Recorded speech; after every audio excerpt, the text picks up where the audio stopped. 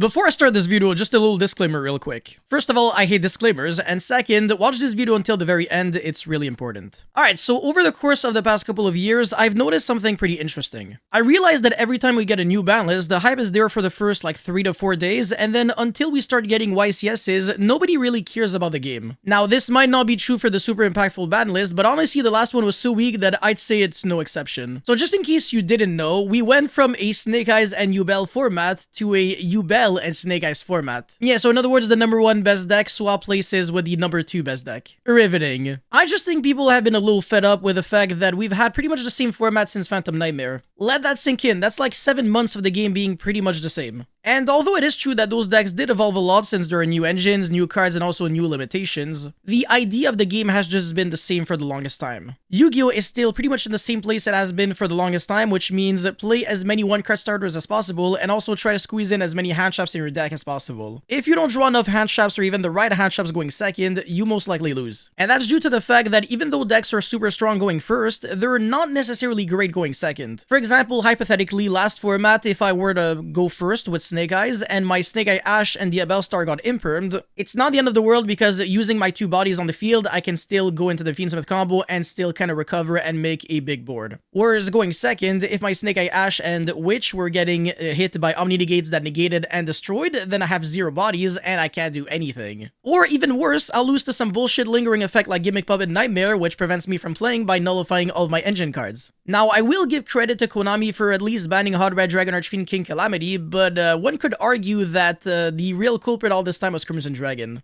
And also, sure, Lacrima and Beatrice are both banned, which is nice, but Yubel doesn't really care too much about them because they have a built-in alternative in the form of Aerial Eater. Limiting Prosperity in the 10 by Dragon field spell is cool and all, but what does it really change? Also, why limit Branded Fusion instead of just banning Albion, the Sanctifier Dragon, instead? Not to mention that unbanning Ava and that Grass Looks Greener only had people hyped up for like the first 3 to 4 hours. Yeah, people quickly realized that those cards weren't gonna change that much. The ban list lacked what every player asked for. Exciting change and potential for innovation. All it really did was keep the exact same old decks around and drop their consistency level by just a little bit. In case you couldn't tell, obviously, right, I'm not a super big fan of hitting the consistency of a deck. I want its overall power level to go down instead. Because let's put this into perspective. Let's just say that a deck has a 93% chance of making a board of like 10 freaking negates or something. But then the ban list limits some of its starters, and now instead of having a 93% chance of making its full end board, it only has an 83% chance of making that exact same end board. Now, if you're going second against that deck, let's say you draw 0 hand traps, or your hand traps don't do anything, and your opponent still makes the full end board.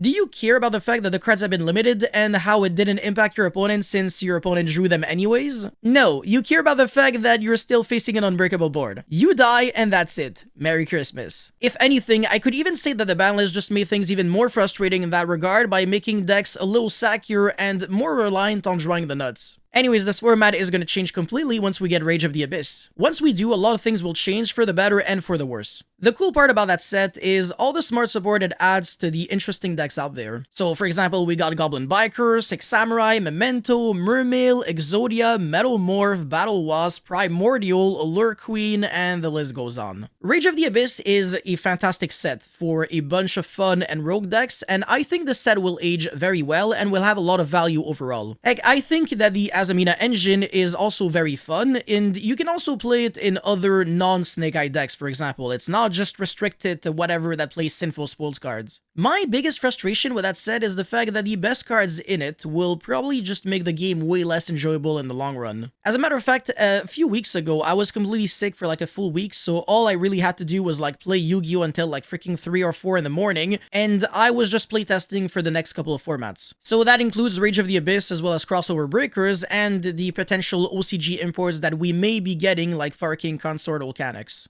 I tested like everything that you can imagine, like you name any deck and I can probably say, yes, I tested that deck. And as sad as this may come out, I came to the realization that even if the last ban list were to be a full reset, the game would still not be super enjoyable. The problem is the fact that more handshafts just keep coming out and more self-sufficient one-card combo decks just keep replacing the older ones. You tired of Snake Eyes? Don't worry, my man, I got you. We'll ban that deck like 1 full year after we created it, and then we'll replace it with Raziel. I'm sure it's gonna make the game so much better, right?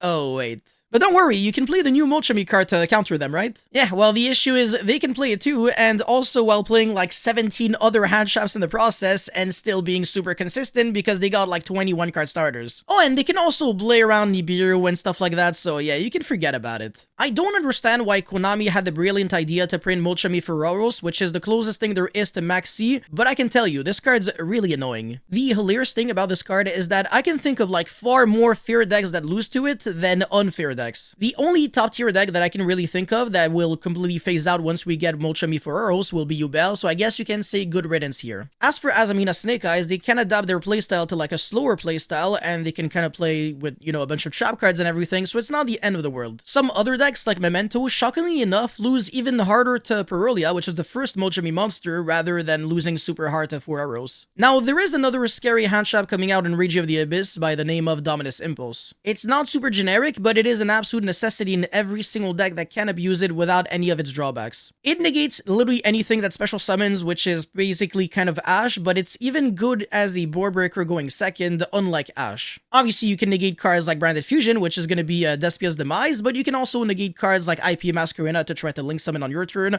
Unchained Soul of Rage, or even the effect of Hieratic Seal to special summon a monster from the deck. The main problem with this card is the fact that it'll just be more Tenpai Dragon support, and I really don't think that that deck deserves it. Again, to put things into perspective, Tenpai Dragon is a deck that has pretty much the same limitations in the OCG as it does in the TCG, and I kid you not, every single deck list is the exact same concept every single time. As a matter of fact, I actually make a joke out of it every single time I make an OCG metagame breakdown video. It's ridiculous. They play like a 16 card engine which features like 15 1-card starters because Fedora is like the only one that doesn't kill on its own. And then they play like 24 non-engine cards which would usually just be hand traps or sometimes like a mix of hand traps and board breakers or whatever the hell, I really don't care. Okay, so listen to that, alright? They have a 99.34% chance of seeing one hand trap out of 24 in their opening 5 going second, and then they got a 92.70% chance of seeing double hand trap, a 69.21% chance of seeing triple, and they also have a 32.30% chance of seeing quadruple, while still having a 95.39% chance of seeing one of their 1-card OTKs going second. You can say all you want about the game being diverse, technical, and revolving around deck building,